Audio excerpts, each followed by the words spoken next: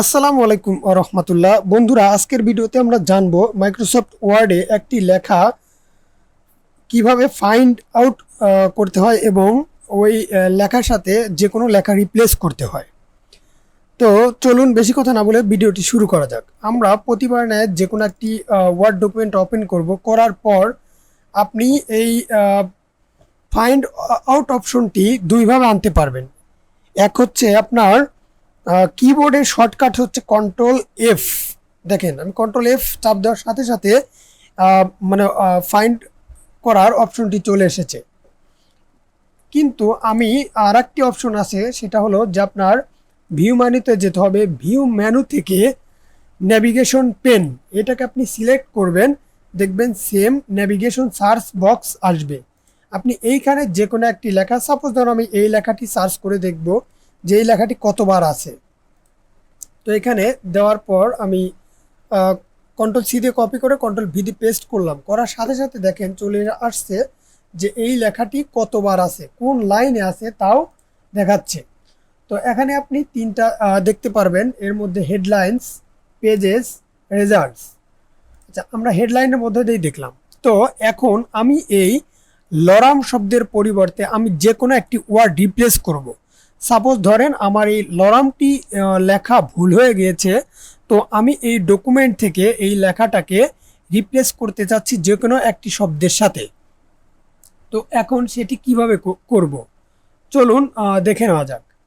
এটা করার জন্য আপনি হোম মেনুতে চলে যাবেন। হোম মেনুতে গিয়ে এই যে কর্নারে দেখতে পাচ্ছেন রিপ্লেস, এই রিপ্লেসের উপর ক্লিক করবেন। ক্লিক করার পর এরকম একটি বক্স ওপেন হবে।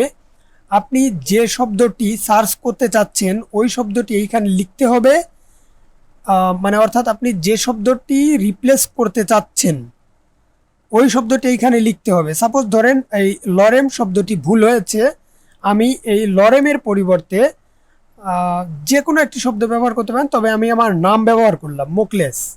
আমি এই লরেমের পরিবর্তে আমি মোকলেস নামটি লিখব। অর্থাৎ এইখানে যে দেখতে পাচ্ছেন লরেম, এইখানে লরেম, এই সমস্ত লরেম লেখার পরিবর্তে আমি আমার নামটাকে রিপ্লেস করব।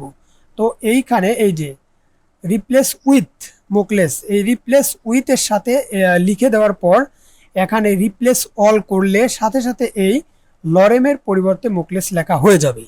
তো চলুন এই রিপ্লেসের পর চাপ দিয়ে আমরা দেখে নিই লেখাটি হয় কিনা। এরকম যদি ওপেন হয় তাহলে আপনি ইয়েস করে দিবেন। ইয়েস করার পর ওকে করবেন, দেখবেন এই সমস্ত জায়গায় লরেমের পরিবর্তে মোকলেস হয়ে গিয়েছে। দেখেন লরেম মোকলেস, মানে প্রত্যেকটা জায়গায় মোকলেস লেখা হয়ে গিয়েছে। তো এই ডকুমেন্টটি আপনার এই যে কোনো একটি ডকুমেন্টের মধ্যে যদি অনেক আপনার রিপ্লেস করার প্রয়োজন হয়, একটি ওয়ার্ড বারবার লেখা ভুল হয়ে গেছে কিন্তু ওই ওয়ার্ডটি আপনি আর একটা ওয়ার্ডের সাথে রিপ্লেস করতে চাচ্ছেন, তো সেই ক্ষেত্রে এই শর্টকাট ওয়ার্ডটি আপনি ইউজ করলে খুব তাড়াতাড়ি আপনি সমাধান করতে পারবেন।